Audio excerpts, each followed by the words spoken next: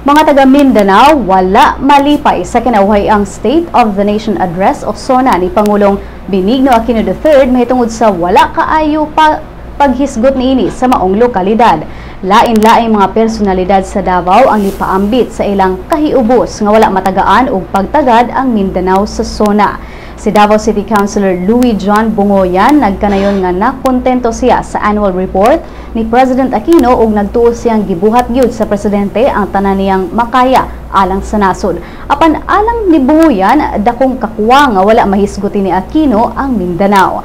Miingon sab si Davao City Water District Board Member Serafin Ledesma Jr. nga walay pagkahinungdanon alang sa usa ka Mindanaon ang mamati sa SONA. Ug basihan ang mga nahisgutan ni President Aquino sa iyang SONA, maingon nga posibleng wa malipay ang mga taga Mindanao niini kay ang gamay nga paghisgot sa Mindanao kabahin hinuon sa gubot nga nahitabo didto. Kahinumduman nga gihisgutan ni Aquino ang kalampusan sa Armed Forces of the Philippines ug Philippine National Police sa pagtumba kang Leoncio Caparagopitao, ang Malaysian terorista nga si Zulkifli Adhir alias Marwan, ug ang padayon nga lakang sa pagpasar sa Bangsamoro Basic Law o BBL. Wala usab mga konkretong report ang nahisgutan ni Aquino nga nagpakita sa mga kaayuhan sa Mindanao.